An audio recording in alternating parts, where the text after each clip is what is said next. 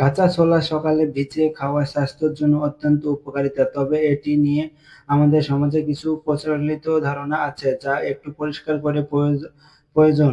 ছোলা আসলে কার্যকারিতা এবং আপনার প্রশ্নের উত্তর গুলো সহজভাবে দেওয়া হলো। তো প্রথম নাম্বার হলো শরীরে মোটা হওয়ার প্রসঙ্গ।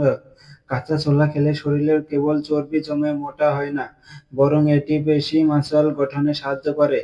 ছোলায় প্রচুর পরিমাণে উদ্ভিজ্জ প্রোটিন এবং ফাইবার থাকে। এটি নিয়মিত খেলে আপনার শরীরের শক্তি বাড়বে এবং হাড় মজবুত হবে। আপনি যদি ওজন বাড়াতে চান তবে শুধু ছোলা নয়, এর সাথে কলা, দুধ বা খেজুর খেলে দ্রুত ভালো ফলাফল পাবেন। হরমোন বা বীর্য গাঢ় হওয়ার প্রসঙ্গে সুমির সমাজে একটি প্রচলিত ধারণা আছে যে কাঁচা ছোলা খেলে বীর্য গাঢ় হয়, যা যৌন ক্ষমতা বাড়ায়। চিকিৎসা বিজ্ঞানের দৃষ্টিতে এর ব্যাখ্যা হলো ছোলা থাকা জিঙ্ক এবং কপার পুরুষের প্রয়োজন স্বাস্থ্যের জন্য ভালো। এটি গুরুত্বপূর্ণ গুণমান উন্নত করতে কিছুটা সাহায্য করতে পারে, তবে মনে রাখবেন এটি কোনো জাদুকরী ওষুধ নয়।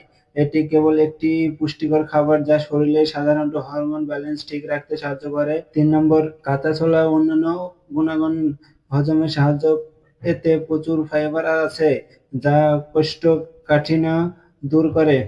ডায়াবেটিস নিয়ন্ত্রণ, এর গ্লাইসেমিক ইনডেক্স কম, তাই রক্তের শর্করার মাত্রা নিয়ন্ত্রণে থাকে। হার্ট ভালো রাখে। ছোলা রক্তে খারাপ কোলেস্টেরল কমাতে সাহায্য করে। খাওয়ার সঠিক নিয়ম ও সতর্কতা। কাঁচা ছোলা খাওয়ার সময় কিছু বিষয় মাথায় রাখা জরুরি। ভালোভাবে ভেজানো, অন্তত 4 থেকে 10 ঘন্টা ভিজিয়ে রাখার পর ছোলা নরম হলে খাবেন। পরিমাণ প্রতিদিন এক মুঠো 30-40 গ্রাম ছোলায় যথেষ্ট। অতিরিক্ত খেলে পেটে গ্যাস বা বদহজম হতে পারে। আদা ও লবণ, কাঁচা ছোলার সাথে সামান্য আদা কুচি ও লবণ মিশিয়ে খেলে হজম দ্রুত হয়।